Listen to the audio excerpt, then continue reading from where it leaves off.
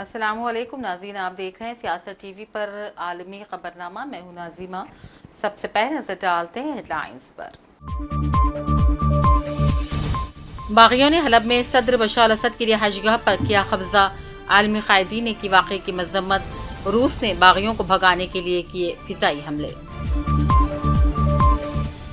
جنگ بندی معاہدے کے باوجود بھی لڑائی نہ تھم سکی، اسرائیلی حملوں میں مزید 11 لبنانی جاں بحق۔ پچھلے 24 گھنٹوں میں اسرائیل کے غزہ پر حملوں میں مزید 50 افراد شہید۔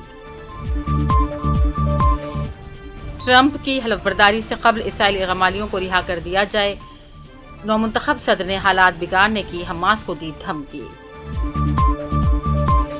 انڈیا لیبارٹری کی طرح ہے جہاں مختلف چیزوں پر تجربہ کیا جا سکتا ہے، بل گیٹس کا متنازع بیان، کئی گوشوں سے گیٹس کے بیان پر تنقید۔ اور پوتین 2025 کے اوائل میں کریں گے دورہ ہندوستان، ہندوستان نے صدر روس کو دی ہندوستان آنے کی دعوت، روسی ترجمان کا بیان۔ ہیڈ لائنز آپ نے دیکھی، اب پیش ہے خبروں کی تفصیل۔ شام کے صبح حلب میں شامی باغیوں اور شامی فوج کے درمیان جھڑپیں شروع ہو گئی ہیں۔ روسی اور شامی فضائیہ کی جانب سے باغیوں کو پسپا کرنے کے لیے فضائی حملے کیے گئے۔ باغیوں نے حلب میں صدر اسد کی رہائش گاہ پر قبضہ کر لیا، جبکہ باغیوں کی شیلنگ سے 6 شہری جاں بحق ہو گئے۔ ایرانی وزیر خارجہ نے ترک وزیر خارجہ سے بھی ملاقات کی اور فریقین کو مفاہمت کا مشورہ دیا۔ ایرانی وزیر خارجہ کے ہمراہ مشترکہ پریس کانفرنس کرتے ہوئے ترک وزیر خارجہ نے شام میں بڑھتی کشیدگی پر بیرونی مداخلت کے امکان کو مسترد کر دیا۔ انہوں نے کہا، اپوزیشن اور اسد حکومت کے درمیان بات چیت نہ ہونے کے باعث معاملات اس نہج تک پہنچ گئے ہیں۔ مخالفین کے جائز مطالبات کو نظر انداز کرنا ایک غلطی تھی۔ اور ادھر امریکہ، برطانیہ، فرانس اور جرمنی نے بھی شام میں جاری کشیدگی روکنے کا مطالبہ کر دیا۔ شام میں باغیوں اور شامی فوج کے درمیان بڑھتے ہوئے تصادم پر سلامتی کونسل کا ہنگامی اجلاس بھی آج طلب کیا گیا ہے۔ اسرائیل اور حزب اللہ کے درمیان جنگ بندی معاہدے کے باوجود بھی اسرائیل کے لبنان پر حملے جاری ہیں، جبکہ حزب اللہ بھی جوابی کارروائیاں کر رہا ہے۔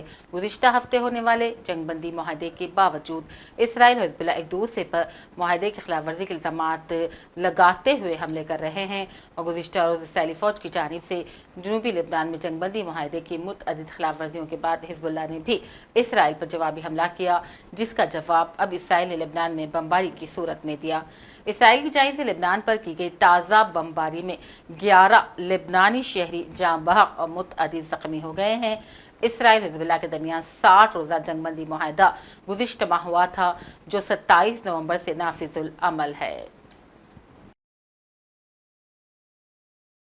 نومنتخب امریکی صدر ٹرمپ حلف برداری سے قبل اسرائیلی غمالیوں کی رہائی نہ ہونے کی صورت میں مشرق وسطیٰ کو جہنم بنانے کی دھمکی دی۔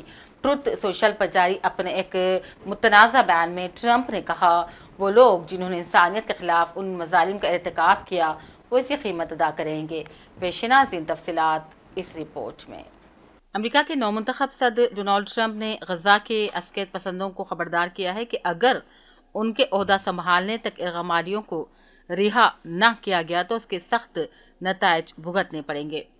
یہ وارننگ سبکدوش ہونے والے صدر جو بائیڈن کی انتظامیہ کی جانب سے تمام تر سفارتی کوششوں کے بعد سامنے آئی ہے، جو اب تک کسی معاہدے کو حاصل کرنے میں ناکام ہے۔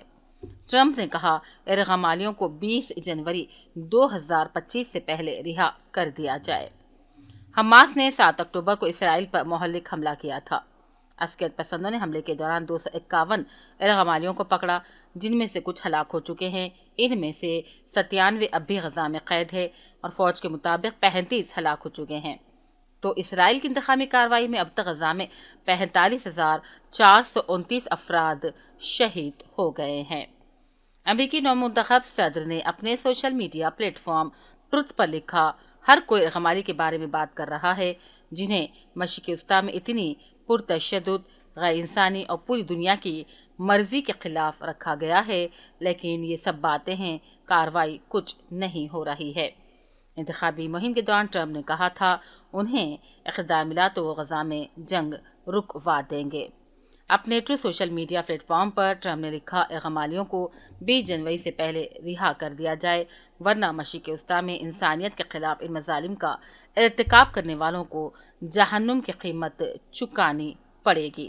انہوں نے لکھا، برائے مہربانی سچائی کو اس بات کی نمائندگی کرنے دیں، اگر اغلب مالیوں کو 20 جنوری سے پہلے رہا نہیں کیا گیا، جس تاریخ کو میں فخر کے ساتھ امریکہ کے صدر کے عہدے کا حلف اٹھاؤں گا، تو مشرق وسطیٰ میں اور انسانیت کے خلاف ان مظالم کا ارتکاب کرنے والوں کو تمام سزائیں بھگتنی پڑے گی۔ ذمہ داروں کو امریکہ کی طویل ترین تاریخ میں کسی سے بھی زیادہ سخت نشانہ بنایا جائے گا، اغلب مالیوں کو رہا کیا جائے۔ بیورو رپورٹ، سیاست ٹی وی۔ دنیا کی امیر ترین شخصیات میں شمار کیے جانے والے بل گیٹس کو ہندوستان سے متعلق تبصرے پر تنقیدوں کا سامنا کرنا پڑ رہا ہے۔ ایک اخبار کے مطابق مائیکروسافٹ کے بانی بل گیٹس نے حال ہی میں ایک پوڈ کاسٹ میں شرکت کی اور اس میں ہونے والی بات چیت کے کچھ حصے سوشل میڈیا پر وائرل ہو گئے۔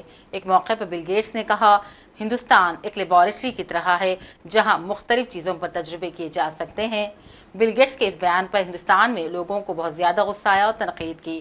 بل گیٹس نے یہ بھی کہا، ہماری فاؤنڈیشن کا امریکہ کے علاوہ سب سے بڑا دفتر ہندوستان میں ہے اور سب سے زیادہ اقدامات ہم ہندوستانی پارٹنرز کے ساتھ کرتے ہیں۔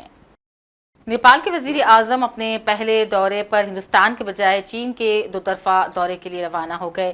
نیپالی میڈیا کے مطابق کھڈگا پرساد نے ممکنہ طور پر ہندوستان کی جانب سے باضابطہ دعوت نہ ملنے کی وجہ سے بیجنگ کو اپنی پہلی منزل کے طور پر منتخب کیا۔ پیش ناظرین، خاص رپورٹ۔ نیپال کے وزیر اعظم اپنے پہلے دورے پر ہندوستان کے بجائے چین کے دو طرفہ دورے پر روانہ ہو گئے ہیں۔ کھڈگا پرساد شرما اولی، جو جولائی میں ہی وزیر اعظم بنے ہیں، 4 روزہ دورے پر چینی صدر شی جن پنگ سے ملاقات کریں گے اور وزیر اعظم لی کینگ سے بھی بات کریں گے۔ کھڈگا پرساد نے ماضی میں اپنے دو طاقتور پڑوسیوں چین اور ہندوستان کے درمیان تعلقات کا ایک اچھا توازن قائم کیا ہے، لیکن نئی دہلی پر اپنے ملک کا تاریخی انحصار کم کرنے کی کوشش میں بیجنگ کی حمایت کی ہے۔ چین کی وزارت خارجہ کے ترجمان نے ایک پریس کانفرنس میں بتایا ہے کہ دونوں ممالک کے رہنما روایتی دوستی کو مزید گہرا کرنے، بیلٹ اینڈ روڈ تعاون کو وسعت دینے، مختلف شعبوں میں تبادلے اور تعاون کے ساتھ ساتھ باہمی دلچسپی کے بین الاقوامی اور علاقائی مسائل پر تبادلہ خیال کریں گے۔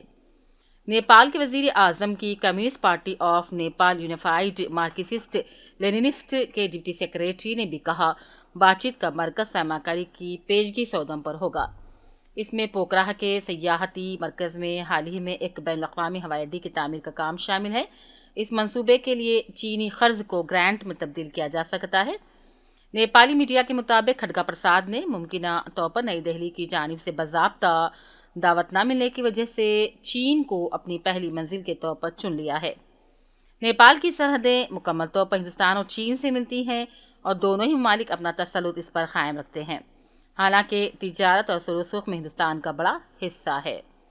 چین کا تجارتی حصہ تقریباً 15% ہے، حالانکہ چینی کمپنیاں نیپال کی الیکٹرک گاڑیوں کی مارکیٹ کے 70% حصے سمیت کچھ صنعتوں میں آگے ہیں۔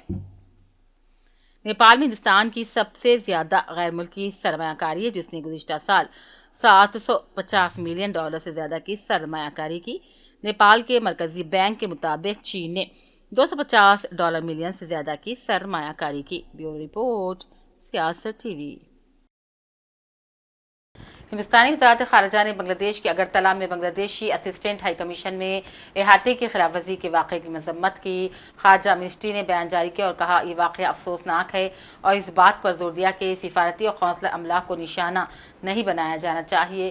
واضح ہے کہ اگرتلہ میں بنگلہ دیش کے اسسٹنٹ ہائی کمیشن میں مظاہرین کے گھس پڑنے، بنگلہ دیش میں مبینہ اقلیتوں کے خلاف تشدد کے اطلاعات کے بعد ہندوستان میں مظاہرے جاری ہیں۔ فرانس میں دائیں اور بائیں بازو کی جماعتوں کی جانب سے وزیر اعظم مائیکل بارنیٹ کے خلاف تحریک عدم اعتماد کے اعلان کے بعد حکومت کے گرنے کا خدشہ پیدا ہو گیا ہے۔ اپوزیشن نے وزیر اعظم مائیکل کی جانب سے سماجی تحفظ کے بل کو پارلیمنٹ سے ووٹنگ کے بغیر پاس کرانے کے بعد اس اقدام کا اعلان کیا۔ نیشنل ریلی این کی پارلیمانی رہنما میرین لیپن کا کہنا تھا ان کی جماعت عدم اعتماد پیش کرے گی، لیکن وہ دیگر جماعتوں کی جانب سے ایسی کسی تحریک پر ووٹنگ کرے گی۔ انہوں نے کہا، ہم یہ سمجھتے تھے کہ مائیکل کے آنے سے چیزیں بہتر ہو جائیں گی، لیکن ایسا نہیں ہوا۔ روسی صدر ولادیمیر پوتین کو وزیر اعظم مودی کی جانب سے دورہ ہند کا دعوت نامہ ملا ہے۔ کریملن کے معاون نے کہا کہ پوتین کے دورہ ہندوستان کا شیڈول 2025 کے اوائل میں ہی طے کیا جا رہا ہے۔ उशकोफ ने कहा, पुतिन वज़ीर आज़म मोदी के दरमियान साल में एक बार मुलाकात करने का मुआहदा तय पाया है और हिंदुस्तान में रूसी सफारतखाने के मुताबिक इस बार रूस की बारी है। 2022 में यूक्रेन और रूस के दरमियान तनाज़े के आगाज़ के बाद पुतिन का ये पहला दौरा हिंदुस्तान रहेगा। पुतिन और मोदी बाकायदगी से राबिते में रहते हैं, हर 2 माह में एक बार टेलीफोन पर बातचीत करते हैं।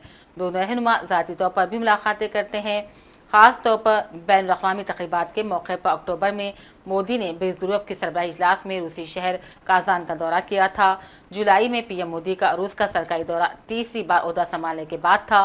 मोदी को रूस के आलातरीन कौमी एजाज़ दी order of Saint Andreev the apostle से भी नवाजा गया, जिसमें हिंदुस्तान रूस ताल्लुकात को फ़रोग़ देने में उनकी शिराकत का उन्हें क्रेडिट दिया गया। आखिर में हेडलाइंस पर डालते हैं एक और नजर। बागियों ने हलब में सदर बशर असद की रिहाइशगाह पर किया कब्जा, आलमी कायदीन ने की वाक़े की मजम्मत। रूस ने बागियों को भगाने के लिए किए फिजाई हमले।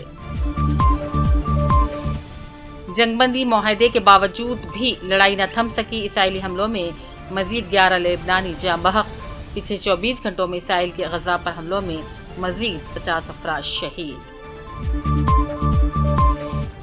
ट्रंप की हलफबरदारी से कबल इसराइली गमालियों को रिहा कर दिया जाए, नौमुंतखब सदर ने हालात बिगाड़ने की हमास को दी धमकी।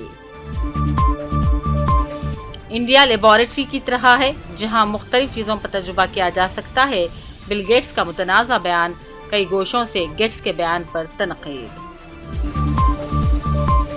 और पुतिन 2025 के अवाइल में करेंगे दौरा हिंदुस्तान। हिंदुस्तान ने सदर रूस को दिए हिंदुस्तान आने की दावत, रूसी तर्जुमान का बयान। इसी के साथ आलमी खबरनामा का सिलसिला अब यहीं इख्तिताम को पहुंच चुका है। पूरी टीम के साथ दीजिए इजाजत, देखते रहिए सियासत टीवी। अल्लाह हाफिज।